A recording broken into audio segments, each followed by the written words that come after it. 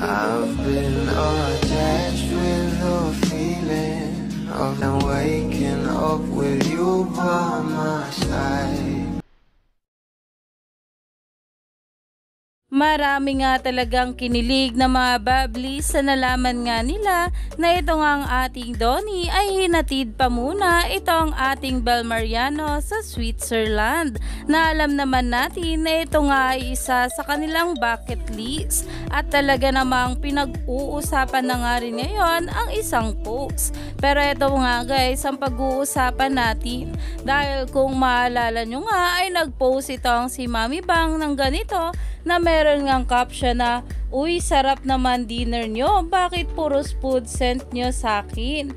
Hahaha, kakainggit naman, penge," na kung saan ay puro pagkain nga lang ang pinost ng ating Mami Bang. Pero eto na nga guys ang pinaka-exciting part, dahil nalaman na nga rin ng mga bablis na ito nga ang ating Donnie ay nag-stay nga muna at nag-dinner pa muna sila ng ating Bel Mariano bago nga ito pumunta sa kanyang nasabing event. Dahil nga rin sa post ni Miss Kim Chu na spotted nga itong ating Donnie na makikita nga rin kasama itong si Miss Edith Pariñas, handler nga ng ating Bel Mariano, at ang larawan nga ito ng ating Bel na para bang si Donnie nga ang kumuha nito. At ito nga guys ang sabi, at Ana Abes, nandun pa pala si Donnie sa dinner date nila ni Bel sa Switzerland, na umani nga agad ito ng maraming komento. At ayon dito, good morning naman sa akin sa Don Bel na ninja talaga kahit kailan.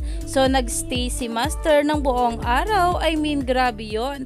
What are you willing to do? Tas kalaban mo si Master. Hashtag Don Bel. At iyan nga guys, nalaman nga natin na itong ang ating Donnie ay talagang nag-dinner date nga sila ng ating Bel sa Switzerland. At hindi lang basta-basta hinatid itong ating Bel doon. Kaya naman, stay tuned lang tayo for more update.